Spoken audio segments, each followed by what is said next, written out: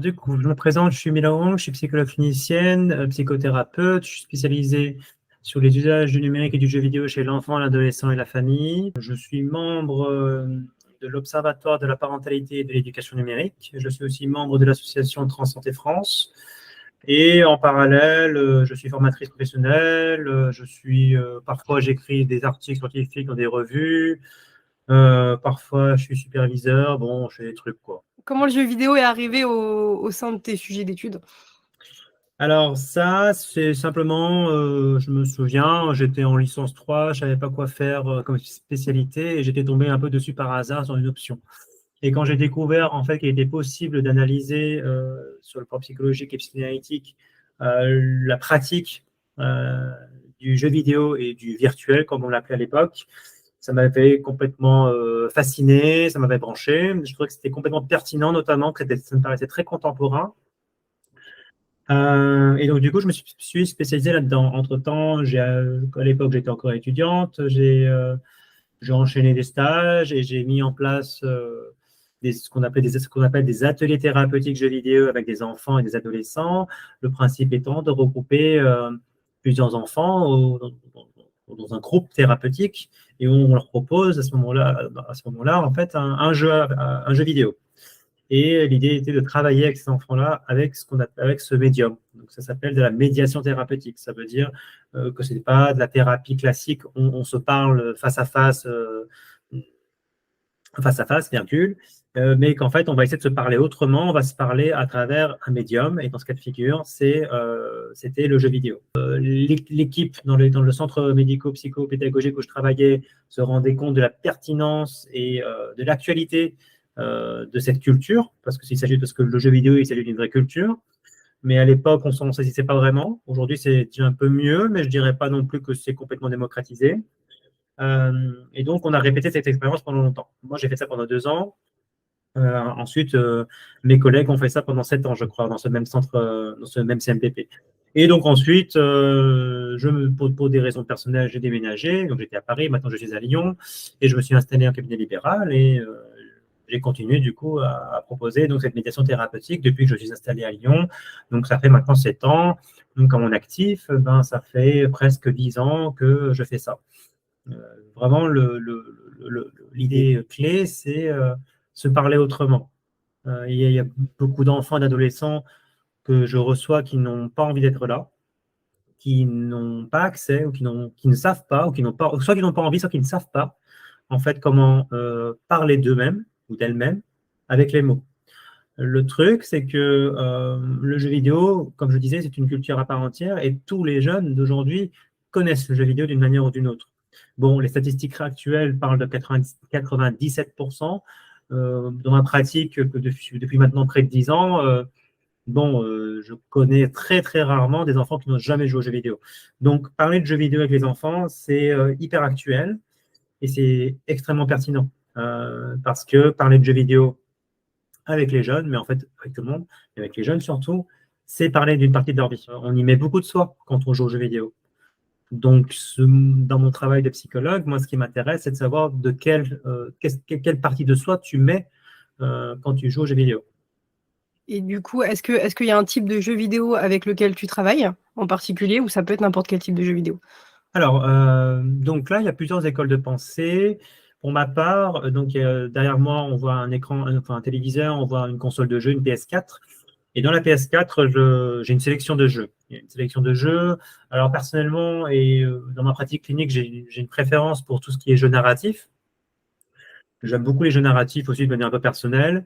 Mais il n'y a pas que ça. Il y a aussi des jeux narratifs. Je pense à Gris. J'allais dire, pour contraster, il y a aussi Doom. Mais il y a aussi Minecraft.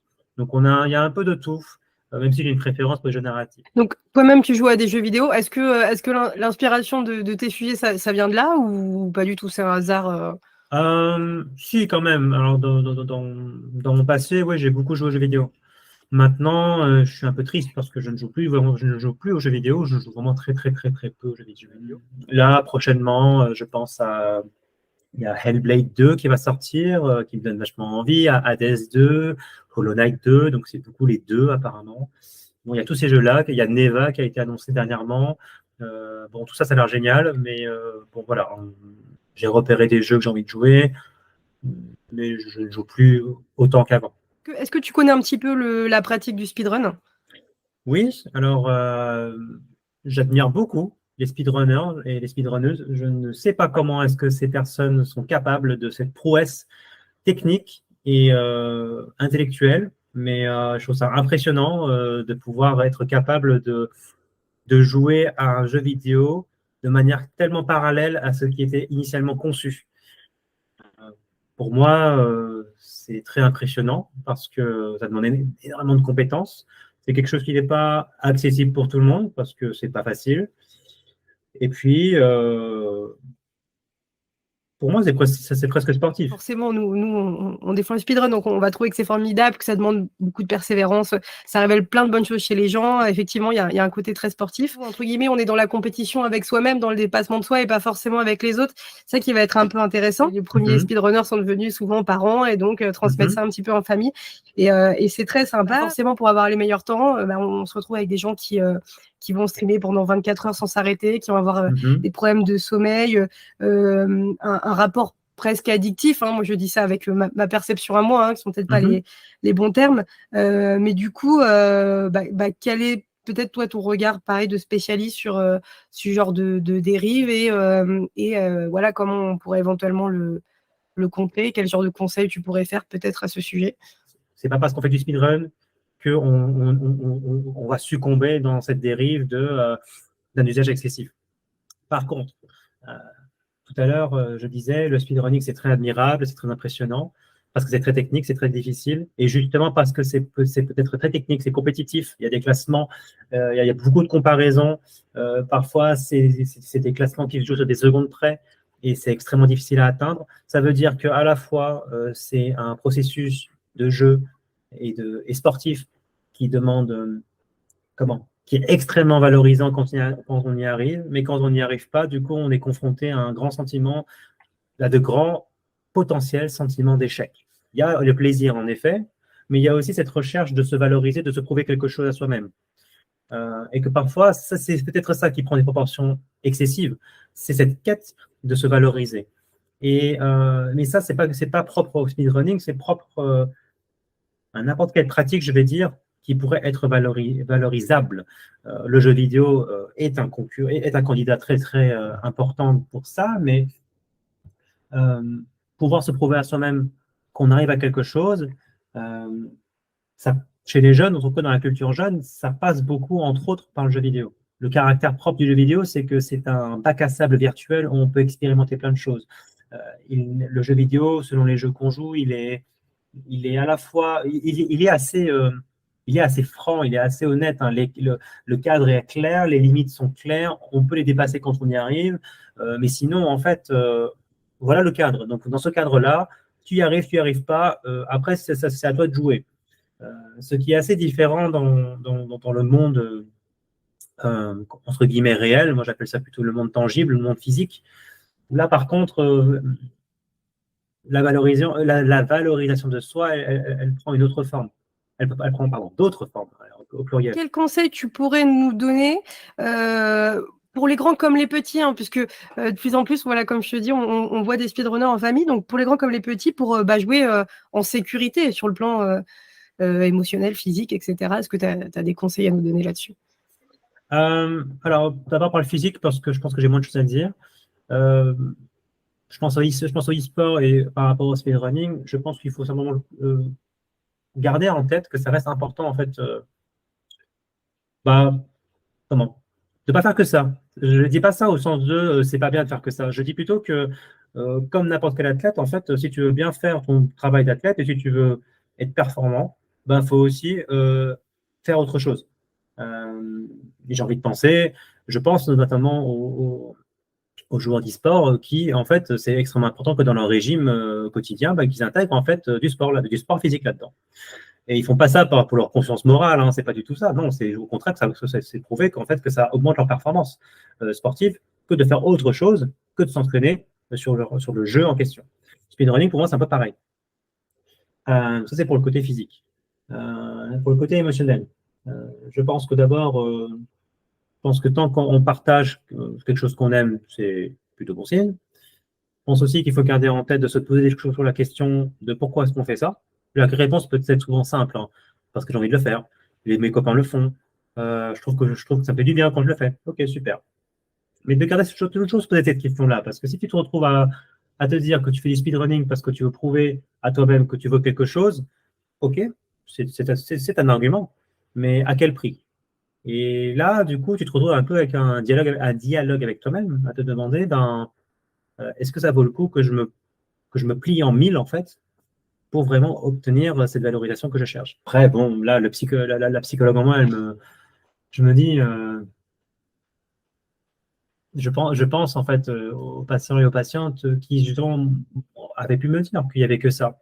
Et du coup, ça m'emmenait vers des questions à se demander qu'est-ce qui fait que il n'y a que ça qui compte aujourd'hui pour toi. Et souvent, la réponse que si je devais vraiment vulgariser et généraliser la chose, c'est qu'en fait, la réponse c'était parce qu'en fait, dans le monde physique, dans ma réalité quotidienne, en fait, c'est de la merde. C'est de la merde. Je sais pas, j'ai le droit de dire des gros mots dans ce podcast. Bon, Oui, complètement. ma vie, c'est de la merde en fait. Et j'arrive à rien, je me sens nul, scolairement, j'arrive à rien, j'ai pas de copains, j'ai vraiment du mal à m'intégrer socialement. Ma famille, ils me font chier, mes parents, c'est compliqué. Mes frères et sœurs, je m'engueule tout le temps, je comprends pas qu'est-ce qui m'arrive à moi. Au moins, quand je suis sur un jeu vidéo, bah, ça fait refuge. Et là, bon, bah, peut-être le conseil, mais souvent c'est plus facile à dire qu'à faire, euh, c'est de faire attention à ce que ton refuge ne devienne pas un lieu de retrait. Et c'est quoi la différence? C'est que dans le refuge, c'est l'image de l'abri, c'est pour te protéger. Le retrait, c'est l'isolement. Et bien que j'ai pu beaucoup entendre pourquoi c'est important de t'isoler, parce que parfois, c'est vraiment crucial de t'isoler, pour des raisons parfois de sécurité, mais pas que. Mais si ce n'est pas le cas, parce que ce n'est pas toujours le cas comme ça, ben, de juste de t'assurer que tu t'isoles pas non plus. N'hésite pas à partager ça, soit avec des gens qui connaissent, soit au contraire avec des gens qui ne connaissent pas. Euh, Tu vois, considérer que le speedrun, c'est un objet de culture, bon, ben, de la même manière qu'il y a beaucoup de gens dans le monde qui ne connaissent pas ce que c'est que les mangas, ben, on partage. On partage, on en parle, on fait découvrir. Et si tu as de la chance et que tu es dans un environnement social et familial où les gens et tes proches sont ouverts d'esprit, ben, je pense que tu n'as que à gagner, en fait, à partager, du coup, ta pratique du speedrunning. Est-ce que toi, tu imagines que peut-être tu pourrais du coup intégrer le speedrun d'une façon ou d'une autre à un sujet Jamais. d'étude Jamais? Jamais. Alors, moi, je ne pourrais jamais faire ça. Je trouve ça beaucoup trop. Non, je suis clairement pas assez obsessionnel et je suis, je pense, aux antipodes du souci du détail à ce point-là. Moi, savoir que à la touche près, au centimètre près du mouvement, à la manipulation près, moi, je pense à m'angoisse plus qu'autre chose. C'est vrai que ça convient Euh, à certaines personnalités. voilà, voilà. Donc, ça ne convient pas à tout le monde. Par contre, ça, j'entends bien. Mais par contre, bah, voilà, je continue à regarder occasionnellement du speedrun, notamment des jeux que j'apprécie beaucoup. Parfois, je fais attention parce que parfois, le speedrun a cette tendance personnellement, à gâcher le plaisir et le souvenir que je me suis fait du jeu vidéo. Donc, parfois, je ne regarde pas de speedrun de certains jeux vidéo parce que je veux garder un peu ces souvenirs précieux par rapport à certains jeux. Quand j'ai des jeunes qui me parlent de speedrunning, moi, j'écoute avec beaucoup d'intérêt parce que je sais qu'en fait, que quand on joue aux jeux vidéo et entre parenthèses, et quand on fait du speedrunning, de fermer la parenthèse, c'est pas pour rien en fait. Donc c'est toujours ça qui m'intéresse, c'est pourquoi, qu'est-ce que tu y gagnes, comment ça s'est retrouvé là dans ta vie, qu'est-ce que ça représente pour toi, qu'est-ce que ça symbolise, etc. Donc, tout à l'heure, j'ai parlé de la valorisation, j'ai parlé de la comparaison avec les autres, etc. Ça, c'est que des exemples. Après, il y a tellement de raisons pourquoi est-ce qu'on fait les choses dans la vie. Bon, bah ça m'intéresse parce que c'est comme ça que je considère faire mon travail et que c'est comme ça aussi que je trouve que j'apprends en fait plus de vos pratiques du jeu vidéo.